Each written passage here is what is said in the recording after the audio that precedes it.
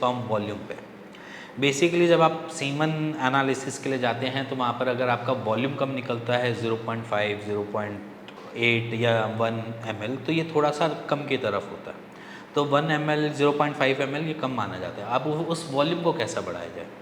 देखो, वॉल्यूम बढ़ाने के लिए कोई अलग चीज़ नहीं है। बेसिकली स्पर्म जो होता है वो बेसिकली आपके अलग जगह से निकल रहा है, और आपका जो सीमन का वॉल्यूम है या सीमन जो है वो एक अलग जगह से निकल रहा है। समझ लो कि दो पार्ट हैं, एक हमारे टेस्टिकल्स, इसको समझो, और एक पार्ट है हमारा प्रोस्टेट ग्लैंड। ये दोनों चीज़ों की फंक्शनिंग अपनी अलग अलग है। टेस्टिकल्स बनाएंगे स्पर्म और प्रोस्टेट ग्लैंड बनाएगा आपका सीमन।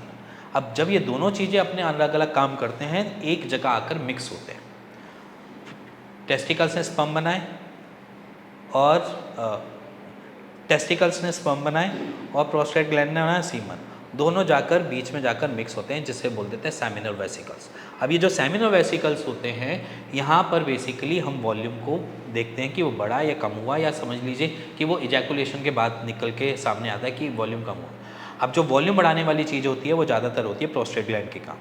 प्रोस्टेट ग्लैंड अपना अगर अच्छी फंक्शनिंग कर रहा है तो आपको वॉल्यूम में कोई दिक्कत नहीं आएगी। सीमन का काम जो होता है वो बेसिकली दोनों चीज़ों को ऐड ऑन होता है, जिसमें प्रोस्टेट ग्लैंड से निकला हुआ फ्लूइड है, टेस्टिकल से निकले हुए स्पर्म है, ये दोनों जाकर हमें वॉल्यूम में मिलते हैं।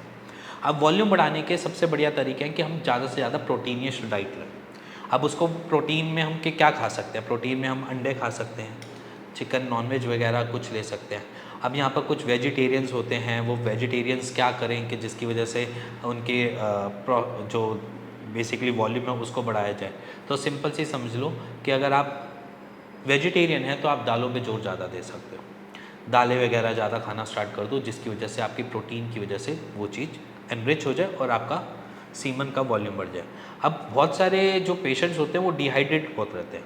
जैसे ही गर्मियों का टाइम आ गया वो कहते हैं कि पानी तो मेरे को जब प्यास लगती है मैं इतना पी लेता हूँ, ज़्यादा पानी पी नहीं पाता, या मेरे को प्यास ही नहीं लगती। ऐसे भी पेशेंट्स होते हैं। उन्हीं पेशेंट्स में हम देखते हैं कि उनका वॉल्यूम भी थोड़ा लैग कर रहा होता है। तो हमेशा अपने बॉडी को हाइड्रेटेड रखो, पानी पियो, ज़्यादा भी मत पियो, कम भी मत पियो, बट जितनी प्यास लगे उससे थोड़ा सा ज़्यादा पियो। उससे क्या होगा कि आपका जो वॉल्यूम है या आपका जो बॉडी का लिक्विड है वो मेंटेन रहेगा, जिसकी वजह से आपको इसमें लैक नहीं मिलेगा। अब प्रोस्टेट ग्लैंड की फंक्शनिंग पे थोड़ा सा काम करना पड़ेगा। अब उसके लिए वॉल्यूम बढ़ाने के लिए सबसे बढ़िया चीज़ है एक्सरसाइज हमारे साथ। एक्सरसाइज करने के लिए आपके पास एक पूरा प्लेटफॉर्म है कीगल एक्सरसाइज का। आप चाहो तो गूगल पे भी जाकर देख सकते हो, या मैंने एक पूरी वीडियो बना रखी है उस पर, जिसमें मैंने स्पर्म काउंट बढ़ाने का भी बात कर रखी है। तो आप वो पूरी वीडियो को अपनी डे टू डे की लाइफ में फॉलो कर सकते हो, जिसकी वजह से आपके स्पर्म वॉल्यूम भी बढ़ जाए। ठीक है, तो सिंपली कुछ इतना मेजर चीज़ नहीं है कि आप उस पर काम नहीं कर सकते, बहुत आसानी से चीज़ें हैं। आपकी जो एक्सरसाइज मैंने उसमें बता रखी है वो आपके स्पर्म को भी बढ़ाता है, आपके इरेक्टाइल डिस्फंक्शन को भी ठीक करता है, आपकी पीएमई को भी ठीक करता है, और साइड बाय साइड आपकी स्पर्म के वॉल्यूम पे भी काम करता है। तो सिंपली अगर आपको कोई भी दिक्कत लग रही है अपने वॉल्यूम के रिगार्डिंग, तब भी आप मेरे से क्वेरी कर सकते हो, मेरे से बात कर सकते हो, मेरे को कमेंट करके पूछ सकते हो, इवन मेरे डॉक्टर की टीम से बात कर सकते हो।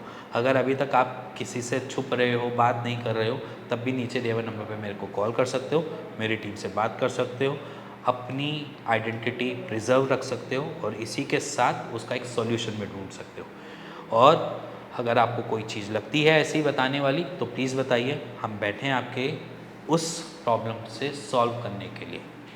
इसी के साथ मिलेंगे नेक्स्ट वीडियो के लिए, तब तक।